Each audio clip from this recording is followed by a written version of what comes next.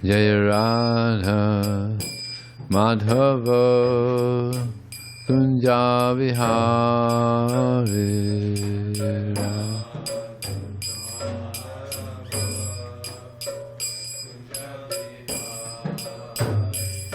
Jaya Radha Madhava Kunja Vihari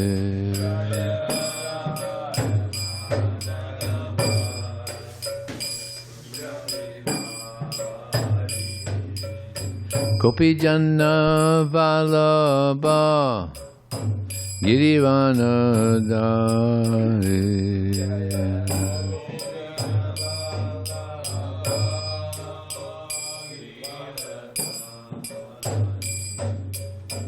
Gopi Janna Vallabha Girivanadari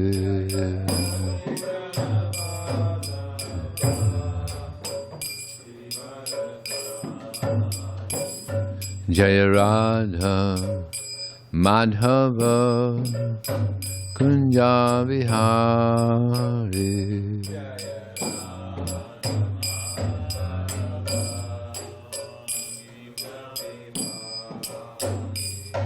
Jaya Radha Madhava Kunja Vihari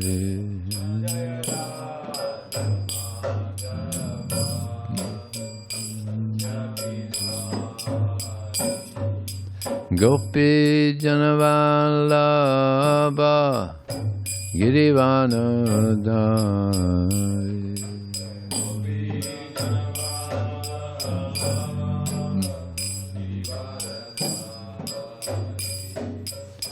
Gopi Janavallabha Girivanadari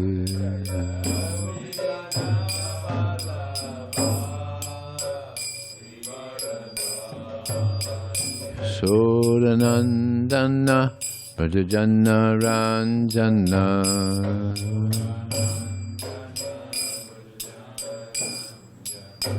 Jasodanandana Brajajana Ranjana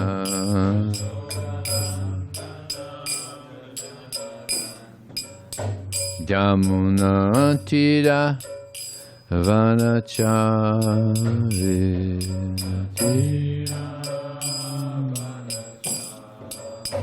Yamuna Tira Vanachari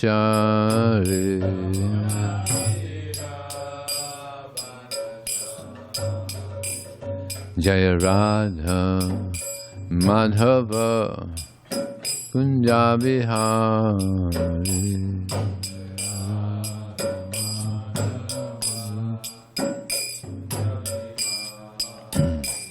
Jaya Radha Madhava Kunja Vihari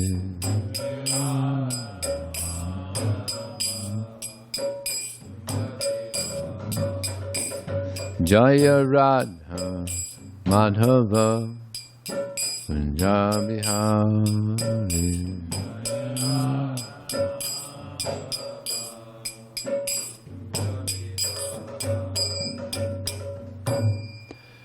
Jaya Vishnupada Paramahamsa Prabhupada Asadasa Shri Srimad Divine Grace to the A.C. Bhakti Swami Srila Prabhupada Ki Honor to God Vaishnava Ki Jai Namacharya Srila Haridas Thakur Ki Jai ISKCON Founder Acharya Srila Prabhupada Ki Jai Prem Sri Gaho Sri Krishna Chaitanya Prabhu Nityananda Sri Advaita Gadadhar Srivasti Gaur Bhaktivinoda Ki Jai Shri Shri Radha Krishna Gopinath Shamakun Radha Kun Giri Govardhan Ki Jai Shri Vrindavanam Ki Jai Shri Maya Pranavadam Ki Jai Gangamaya Ki Jai, Jamunamaya Ki Jai, Tulsi Devi Ki Jai, Bhakti Devi Ki Jai, Samveda Bhaktivinoda Ki Jai, Transcendental Book Distribution Ki Jai, Harinam Sankirtan Ki Jai, Go Premanandi.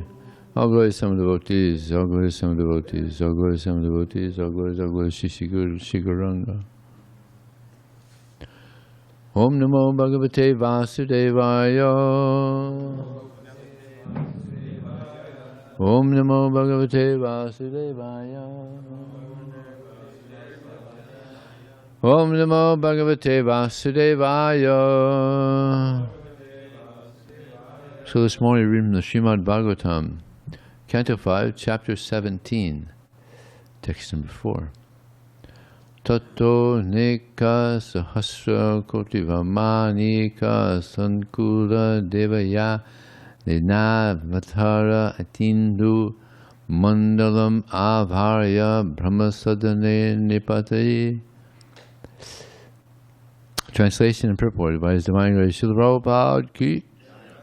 After purifying the 7 planets near Dhruvaloka, the pole star, the Ganges water is carried through the spaceways of the demigods and billions of celestial planes. A lot of planes. A lot of water. Interesting. Then it inundates the moon, Chandraloka, and finally reaches Lord Brahma's abode atop Mount Meru. Kind of inconceivable, huh? So here's the purport. We should always remember that the Ganges River comes from the causal ocean, beyond the covering of the universe. After the water of the causal ocean leaks through the hole created by Lord Vamanadev, it flows down to Dhruvaloka, the pole star, and then to the 7 planets beneath Dhruvaloka. Then it is carried to the moon by innumerable celestial airplanes, billions of them. And then it falls to the top of Mount Meru, which is known as Sumeru Parvata. In this way, the water of the Ganges finally reaches the lower planets and the peaks of the Himalayas. And from there it flows through Hardwar and to the plains of India, purifying the entire land. How the Ganges water reaches the various planets from the top of the universe is explained herein. Celestial airplanes carry the water from the planets of the sages to other planets. So the Ganges water also is flowing in other planets in the universe. So-called advanced scientists of the modern age are trying to go to the higher planets, but at the same time they are experiencing a power shortage on Earth. If they were actually capable scientists, they could personally go by airplane to other planets, but this they are unable to do. Having now given up their moon excursions, they are attempting to go to other planets, but without success. So we'll go on. There's not much I can say about this. Next verse. On top of Mount Meru, the Ganges divides into 4 branches, each of which gushes in a different direction, east, west, north, and south. These branches, known as by the names Sita, Alakananda, Chakshu, and Bhadra, flow down to the ocean. Next verse. The branch of the Ganges, known as the Sita, flows through Brahmapuri atop Mount Meru, and from there it runs down to the nearby peaks of the Kesarachala mountains, which stand almost as high as Mount Meru itself. These mountains are like a bunch of filaments around Mount Meru. From the Kesarachala mountains, the Ganges falls to the peak of Ganda Madana, the mountain, and then flows into the land of the Bhadrashva Varsh. Finally, it reaches the ocean of salt water in the west. Next verse. The branch of the Ganges known as Chakshu falls into the summit of Malayavan mountain, and from there cascades into the land of Ketumala Varsh. The Ganges flows incessantly through Ketumala Varsh, and in this way also reaches the ocean of salt water in the west. Next verse. The branch of the Ganges known as Bhadra flows from the northern side of Mount Meru. Its waters fall into the peaks of Kumuda Mountain, Mount Nila, Sveta Mountain, and Shringavan Mountain in succession. Then it runs down into the province of Kuru, and, after crossing through that land, flows into the saltwater ocean in the north. Next verse. Similarly, the branch of the Ganges known as Alakananda flows from the southern side of Brahmapuri, Brahmasarana, passing over the tops of mountains in various lands. It falls down with fierce force upon the peaks of the mountains Hemakuta and Hemakuta. After inundating the tops of those mountains, the Ganges falls down onto the tract of land known as Bharatvarsh, which is this planet, which he also inundates. Then the Ganges flows into the ocean of salt water in the south. Persons who come to bathe in this river are fortunate. It is not very difficult for them to achieve with every step the results of performing great sacrifices like the Rajasuya and Ashwamedha yajnas. Purport. The place where the Ganges flows onto the salt water of the Bay of Bengal is still known as Ganga Sagara, or the meeting place of the Ganges and the Bay of Bengal. On Makara Sankranti, in the month of January, February, thousands of people still go there to bathe, hoping to be liberated. That they can actually be liberated in this way is confirmed herein. For those who bathe in the Ganges at any time, the results of great sacrifices like the Ashwamedha and Rajasuya yajnas are not at all difficult to achieve. Most people in India are still inclined to bathe in the Ganges, and there are many places where they can do so. At Prayag, Allahabad, many thousands of people gather during the month of January to bathe in the confluence of the Ganges and Jamuna. Afterward, many of them go to the confluence of the Bay of Bengal and the Ganges to take bath there again. Thus it is a special facility for all people of India that they can bathe in the water of the Ganges at so many places of pilgrimage. Next verse. Many other rivers, both big and small, flow from the top of Mount Meru. These rivers are like daughters of the mountain, and they flow to the various tracts of land in hundreds of branches. Next verse. Among the 9 verses, the tract of land known as Bharatvarsh is understood to be the field of fruitive activities. Learned scholars and saintly persons declare the other 8 verses to be meant for very highly elevated pious persons. After returning from the heavenly planets, they enjoy the remaining results of their pious activities in these 8 earthly verses. Purport. The heavenly place of the heavenly places of enjoyment are divided into 3 groups: the celestial heavenly planets, the heavenly places on earth, and the bila heavenly places, which are found in the lower regions. Among these 3 classes of heavenly places, bhauma-svarga, padani, the heavenly places on earth, are the 8 verses other than Bharatvarsh. In Bhagavad Gita 9:21, Krishna says, Kshinye punye marchilokam pashanti. When the persons living in the heavenly planets exhaust the results of their pious activities, they return to this earth. In this way, they are elevated in heavenly planets, and then they again fall to the earthly planets. This process is known as Brahmanda Brahmana, wandering up and down throughout the universe. Those who are intelligent, in other words, those who have not lost their intelligence, do not involve themselves in this process of wandering up and down. They take to the devotional service of the Lord so that they can ultimately penetrate the covering of this universe and enter into the spiritual kingdom. Then they are situated on one of the planets known as Vaikuntha Loka, or still higher, Krishna Loka, Goloka Vrindavan. A devotee is never caught in the process of being promoted to the heavenly planets and again coming down. Therefore, Sri Chaitanya Mahaprabhu says, E rupe brahmanda brahmitekon bhagyivanjeev guru Krishna pasari pai bhakti lata beach. Among all the living entities wandering throughout the universe, one who is most fortunate comes in contact with a representative of the Supreme Personality of Godhead and thus gets the opportunity to execute devotional service. Those who are sincerely seeking the favor of Krishna come in contact with a guru, a bona fide representative of Krishna. The Mayavadis, indulging in mental speculation, and the karmis, desiring the results of their actions, cannot become gurus. A guru must be a direct representative of Krishna, who distributes the instructions of Krishna without any change. Thus, the most fortunate persons come in contact with the guru, as confirmed in the Vedic literatures. Tad vijnanartham sa gurum evabhagachat.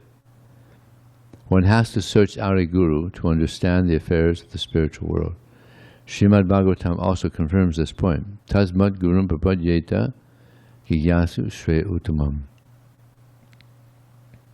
One who is very interested in understanding the activities of the spiritual world must search out a guru, a bona fide representative of Krishna, from all angles of vision. Therefore, the word guru is especially meant for the bona fide representative of Krishna and no one else. Padma Purana states, Avaishnavo guru nasyat. One who is not a Vaishnava, or who is not a representative of Krishna, cannot be a guru. Even the most qualified Brahmana cannot become a guru if he is not a representative of Krishna, a Vaishnava. Brahmanas are supposed to acquire 6 kinds of auspicious qualifications. They become very learned scholars, patan, and very qualified teachers, patan. They become expert in worshipping the Lord or the demigods, yajana, and they teach others how to execute this worship, yajan. They qualify themselves as bona fide persons to receive alms from others, pratigraha, and they distribute the wealth and charity, dana. Yet even a Brahmana possessing all these qualifications cannot become a guru unless he is a representative of Krishna. Guru nasasyat. Vaishnava svapacho guru. But a Vaishnava, a bona fide representative of the Supreme Personality of Godhead, Vishnu, can become a guru, even if he is svapacha, a member of a family of dog-eaters. Of the 3 divisions of heavenly planets, Svargaloka, bhauma-svarga, is sometimes accepted as the tract of land in Bharatvarsh known as Kashmir. In this reason, there are certainly good facilities for material sense enjoyment, but this is not the business of a pure transcendentalist. Rupa Goswami describes the engagement of a pure transcendentalist as follows. Anyabilasita sunyam jnanakarmadinavatam anukuyena krishnana siddham bhakti uttama. One should render transcendental service unto the Supreme Lord favorably and without desire for material profit or gain through fruitive activities or philosophical speculation. That is called pure devotional service. Those who fully engage in devotional service to Krishna just to please him are not interested in the 3 divisions of heavenly places, namely divya-svarga, bhauma-svarga, and bila-svarga. Omayanatamandasya giranjana salakaya chakshurmalitam jena tasmai shri gurave namaha mukram kurtavachalam pangunlong haite gurim yat kripataraham vande shri gurum dinataranam vanchakapatubhyasta kripa sindhubhyevacha Pratitanam Pavanebhyo Vaishnavebhyo Namo Namaha. Jai Sri Krishna Chaitanya Nityananda Shri Advaita Gadadhar Sivasati Gaur Bhaktivinoda. Hare Krishna, Krishna Krishna, Hare Hare, Hare Ram, Ram Ram, Hare Hare.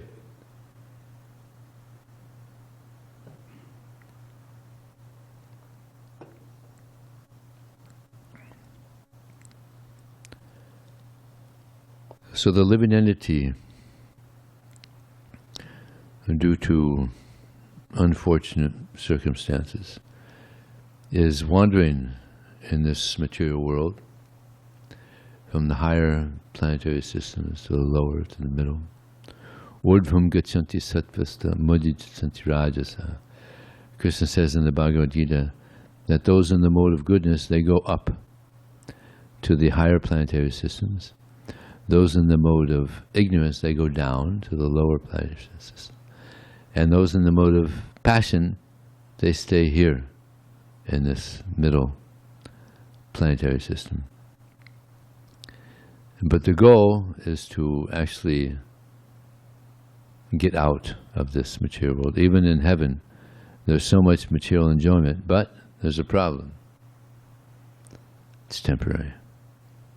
It's temporary. When I distribute books, I ask people, so do you like happiness?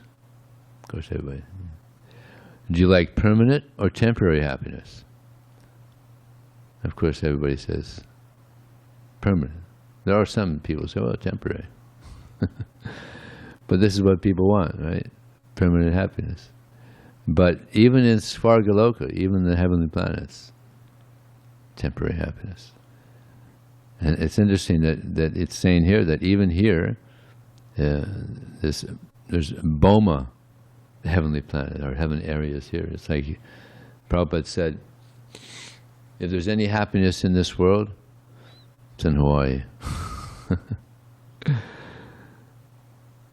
He said it was actually left over from the heavenly planets, because it's very beautiful.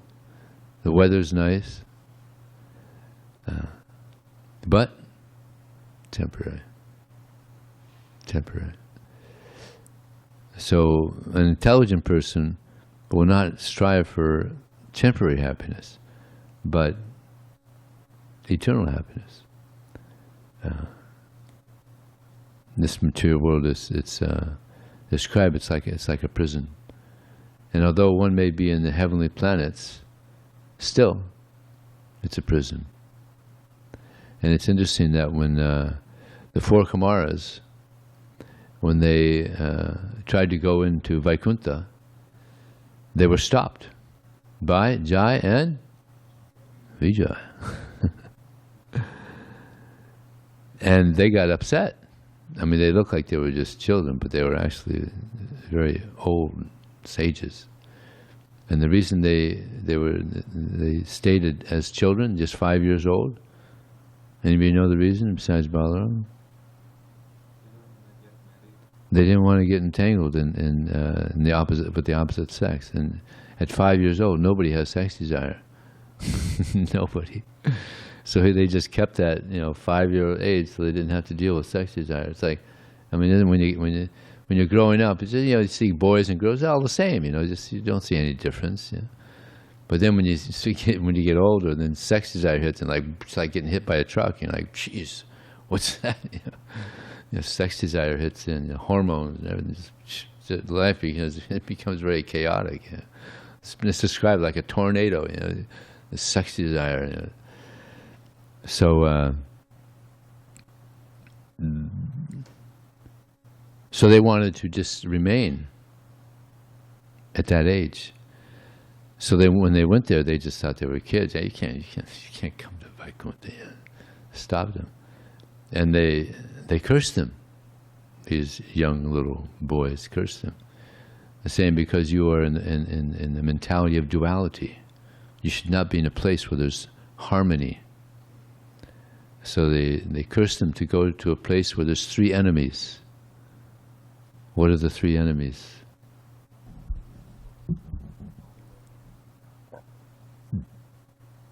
What are the three enemies? Greed, anger, lust. Lust, anger, and greed, yes. Those are the three enemies. This is a prison where everybody is overwhelmed by these three enemies. So how to become free of these three enemies? Iti sudasikam nama kali kamasanasam nata protopaya sarva vedesha drishyate. That if one wants to be free, this is from the Kali Santarpa Upanishad, if one wants to be free of all the contamination of this age and become free of all sinful desires, there is no alternative than to chant Hare Krishna, Krishna Krishna, Hare Hare, Hare Ram, Ram Ram, Hare. This is how to get free of the three enemies. Actually, there's more. There's 6. Lust, anger, greed, envy, illusion, and madness. So these are actually, there's 6 enemies. A lot of enemies we have in this world. And what was it Prahlad Maharaj told his father? Your only enemy is your mind. Because all these enemies are within the mind. So the mind is keeping these enemies in there. But this is how to remove the materialistic mind and remove all these enemies within the mind, is by chanting Hare Krishna. Very powerful way to become purified. Because Krishna He is His name. And Krishna is very powerful. Very powerful. He can do anything. So if we take shelter of Krishna, then Krishna will help us to become pure. So we have to get this benediction of Krishna. Krishna is known as Varadeva. Varadeva means he who gives benedictions. So Krishna, he will benedict us. If we have to pray to Krishna. Yeah. Please, bless me with a taste for the holy name. Yeah. It's like Lord Chaitanya, he's Krishna, and he came and he benedicted. And he had thousands, hundreds of thousands of people chanting Hare Krishna. Yeah. Like Krishna, he demanded Sarvadhamam Pratyajam, abandon all varieties of religion, just Lord Chaitanya came and just here, take the holy name, get purified, go back home, back to Godhead. Yeah. And he had so many amazing disciples, like the Rupa Goswami. Rupa Goswami, he said, I do not know how much nectar there is in the name Krishna. When I chant the holy name, I desire to have many millions of ears to hear the holy name, and millions of tongues to chant the holy name. And when I hear the holy name, it enters into the courtyard of my heart, and it stops all the activities of my mind, and I experience unlimited happiness. This is Rupa Goswami. Yeah. You got a taste for the holy name. So many. Like Lord Chaitanya, he was in South India, and I think it was South India, and he said, I'll take prasad at any one place who has 300,000. And back then the currency was conch shells. So I don't have 300,000 conch shells. And then Lord Chaitanya said, no. Anyone who's taken the vow to chant 300,000 names a day, I'll take prasad at their home. So that was a big prerequisite. They want Lord Chaitanya to come with 300,000 names. That's a lot of chanting. So Lord Chaitanya, he was very pleased when devotees would chant the holy name of Krishna. And he inspired so many to chant. So this is a benediction to the living entities in Kali Yuga. Like yesterday, I had an amazing experience. There's this. We work at the park, and we work at a place where other people also like, because we have a good spot. So other musicians and things, they like that spot that we work. So there's one guy. He was so upset. He came and he's shouting and he's cursing and he said, and then he said, you guys, you chant this Hare Krishna, Krishna Krishna, Hare Ram. I was like, wow, he's chanting already. No, I chanted the whole mantra. I couldn't believe it. And he said, you guys you got to keep chanting this because your mind just becomes mush. You can't think. Anyway, he's a little demoniac, but he chanted the name. I was like, wow, he's getting the mercy. So. Yeah, the violin guy, the tapper. I couldn't believe it. So somehow, even if one chants not in a favorable way, still they get purified. Yeah. It's like Prabhupada said, even if they say, like, in playing fun or criticizing, yeah, you Hare Krishna, still they get purified. So anybody that chants the holy name, of course, better to chant favorably. We're working on it. We're going to try to change the heart a little bit. It'll be a tough one there, but Lord Chaitanya is very merciful. So, yeah, this is the process. Kalar doshana dheya rajan asti hiyaka mahadguna kirtana deva krishna sa mukta sangha param vajat. That in this age, there's so many faults. Wherever you look, there's so many faults. Yeah. But the one good quality of this age is that simply by chanting Hare Krishna, Krishna Krishna, Hare Hare, Hare Ram, Ram Ram, Hare, we can become completely purified and be qualified to go back to the spiritual world. Brahmanda Brahmate Konan Bhagyavan Jeev Guru Krishna Prasadi Pai Bhakti Latavid. this is mentioned in this purport, that the living entity is wandering throughout the universe, higher planetary system, lower planetary system, just suffering different species of life, dogs and cats and mongooses and snakes and bears and mosquitoes, just wandering through all these different planetary systems and these different bodies. But if one becomes very fortunate, he comes in contact with a bona fide spiritual master. And from him, he receives the Bhakti Lata Bij, the seed of devotional service. And this seed, just like they have these nice plants out here that are growing nicely. We have nice gardens now. Huh? Mandana is good. So he's watering these plants and the nice flowers coming up. So we have to water the plant of devotional service by this hearing and chanting. And it grows. This Bhakti Lata Bij, if we water it nicely with this hearing and chanting, it grows, and it grows, and it grows. And it's described that eventually it grows, it's a subtle plant, it grows and it penetrates the coverings of the universe and goes to the lotus feet of Krishna. A subtle plant. But we have to be careful, just like here, if there's weeds, the plants can be disturbed, stop growing, strangle them. Yeah. So these weeds are offenses. If we offend devotees, then this kind of stops this creeper of devotional service to grow. It gets stunted. Yeah. The creeper of devotee gets stunted. It's stopped if we offend devotees, especially if we offend great devotees. But we shouldn't offend anybody, even non-devotees. Anybody shouldn't offend anybody. Yeah. A devotee is very kind, so that doesn't offend anybody. So we had to be very, very careful about that. Now here in this purport, Prabhupada mentions this very important verse.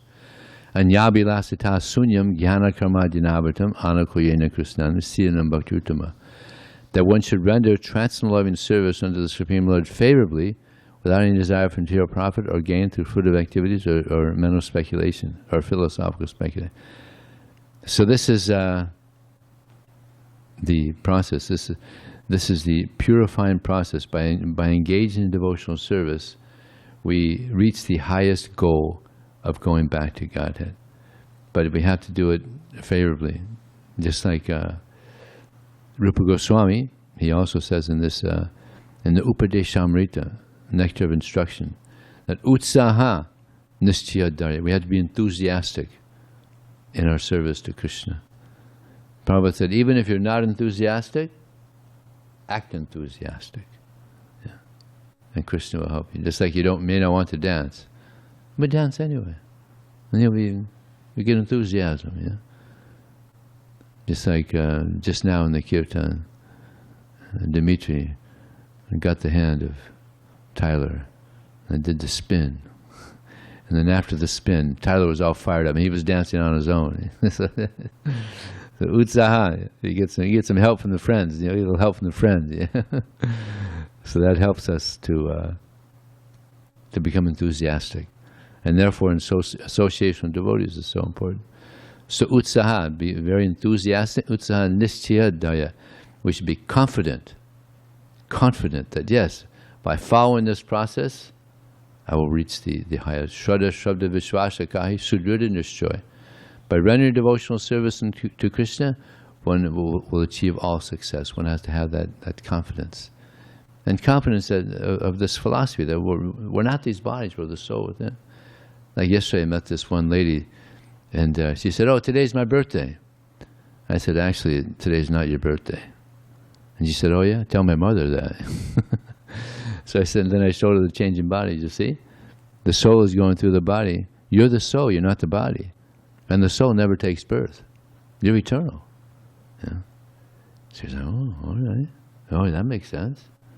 So she didn't have any money, but I said, "What's your birthday? Go ahead, take them." Yeah. And if you can get some donation, all right.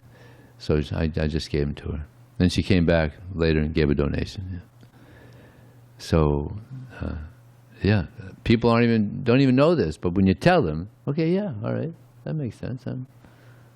I'm the soul. So we have to have that confidence, that we're actually the soul within. We're not these bodies. We're the eternal servants of Krishna. And what is the nature of the soul? Eternality, knowledge, and bliss. This is the nature of the soul. Just like the nature of fire. It's hot. It gives light. And heat. This is the nature of fire. So the nature of the soul is eternality, knowledge, and bliss. And we all want that. Everybody wants knowledge. Everybody wants to be eternal. No one wants to die. And especially everybody wants bliss. Everybody's going around trying to get bliss, happiness. So this is the nature of the soul. So confidence. Utsaha nistya dharya. And patience. Patience. It's like some people, they come and sometimes they're even, for years they're practicing, nah, I'm not getting any result. No, we have to be patient. How long we've been in the material world? Who knows? Only Krishna knows. So now in this one lifetime we're trying to become purified. So there has to be some patience. I remember I was preaching once in Germany, Sunday feast program. And after the class, one student, because I was explaining how the name of Krishna and Krishna are non-different, and one student said, I can't understand how that's possible. The name of Krishna and Krishna are non-different. And I said, well, you have to have a little patience to understand this. It's not an easy thing to understand. And the student said, this word patience, it's not even in my dictionary. It's not even in my vocabulary. It's nowhere. In the West, we're very impatient. We want everything now. We want to understand everything now. So, yeah, patience is very important. In the West, we don't have that quality so much. So, utsaha nistya tat karma pravartana. You have to engage in favorable activities.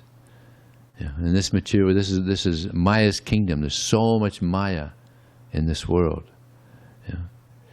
So we have to engage in only in favorable activities. And how do we know what's a favorable activity? We know by hearing. Prabhupada is making everything very clear. What is favorable? What is unfavorable? And there's 5 things that are most favorable. Sadhu Sangha, Nam Kirtan, Bhagavat Shravana, Mathurava, Sri Murtaya Sardhaivan. That to associate with devotees, this is the most important. And when Lord Chaitanya was speaking to Ramananda Roy, Lord Chaitanya asked Ramananda Roy, what is the most distressful situation that a person could be in? And he said, Ramananda Roy said, do not be in the association of devotees. That is the most distressful position to be in.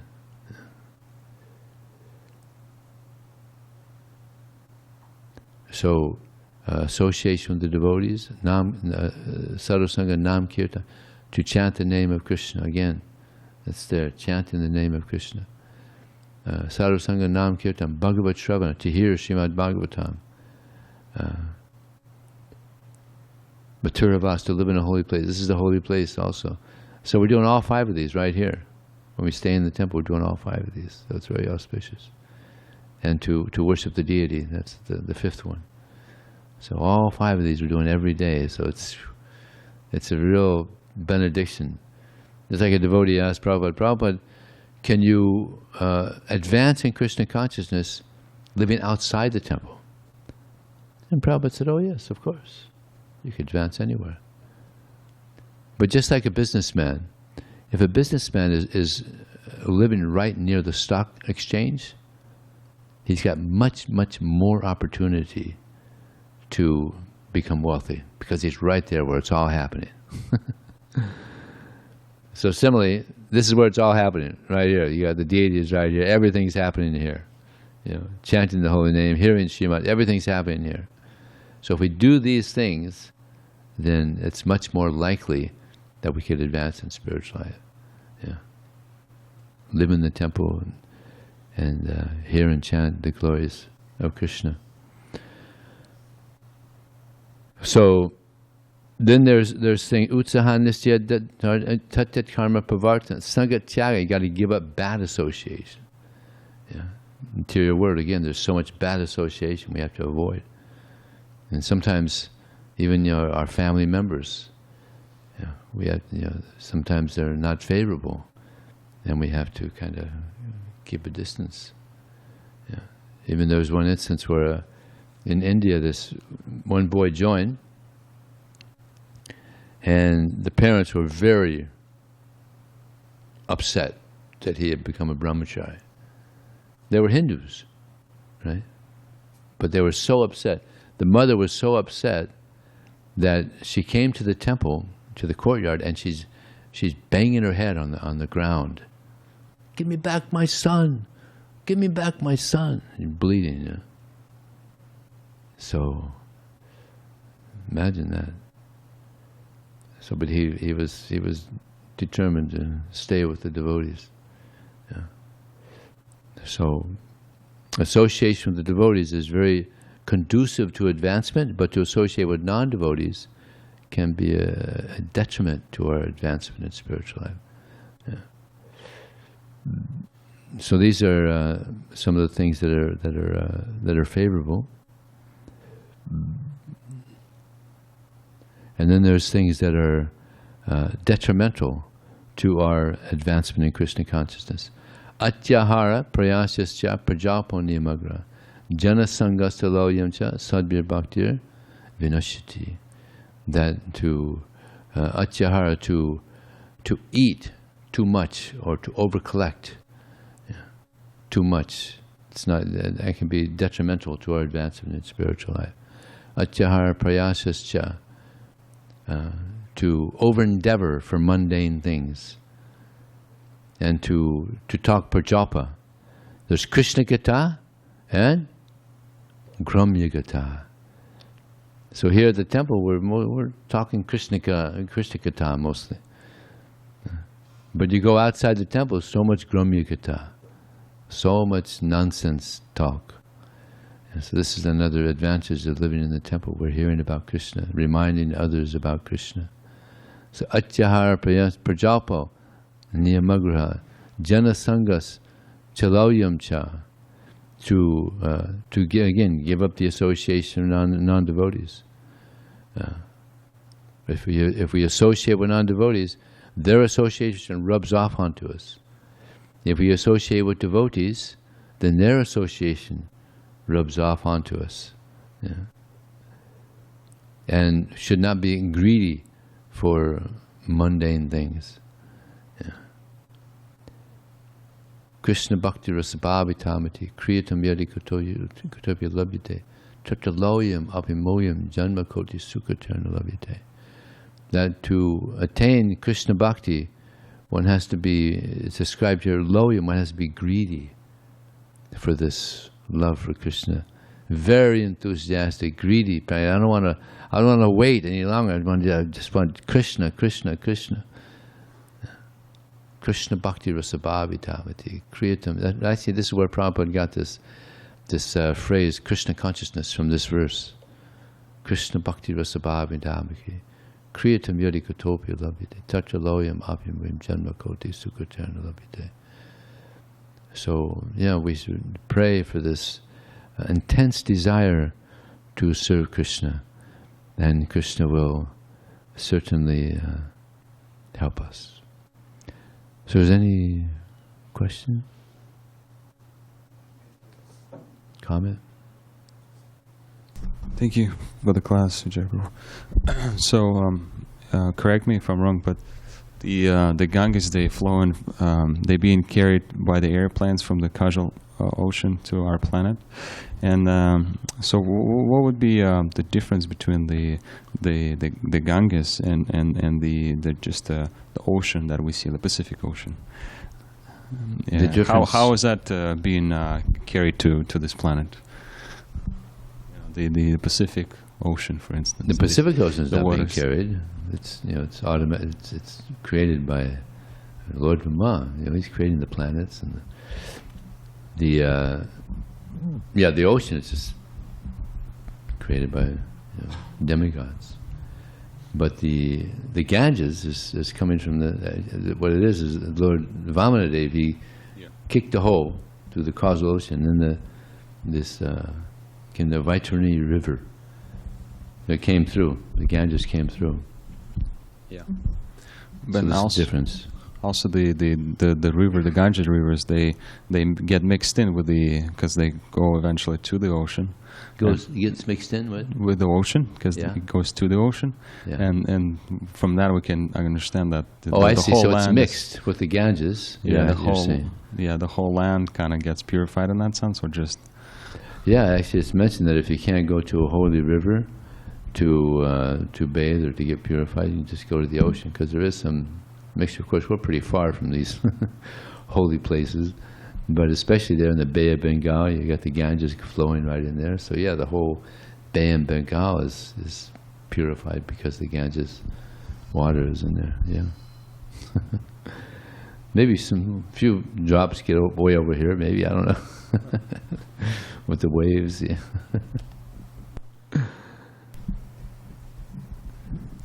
Hi, Vijay. Wonderful class. That was a really nice mellow. I learned a lot. I had to take some notes because I didn't want to forget the different parts that you touched on that really inspired me.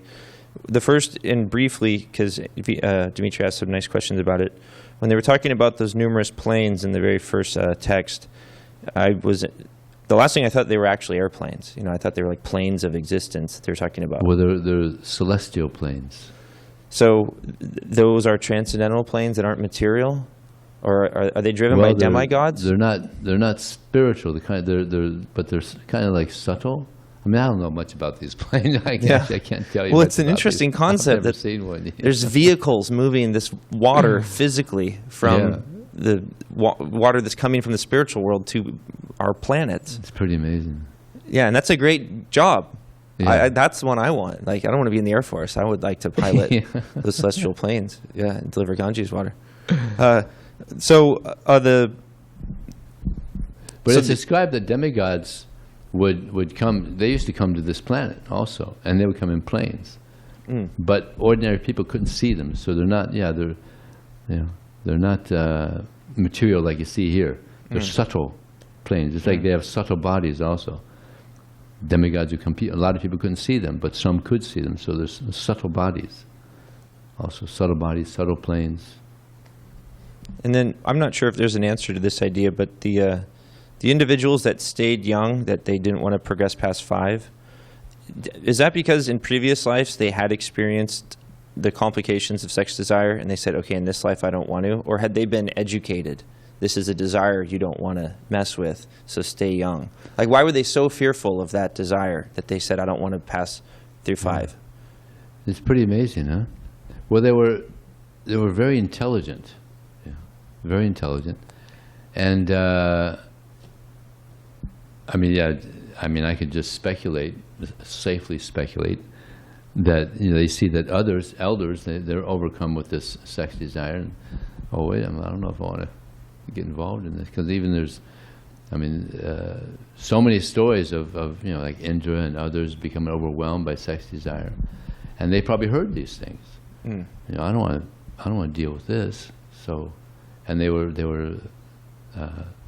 not ordinary children. Because it indicates a very wise person that at that age sees that danger and through that intelligence chooses not to become older. They were actually, Narada Muni came after them, and even Shiva came after. And because Lord Brahma wanted them to create progeny. They were some of the first living entities. And they said, no.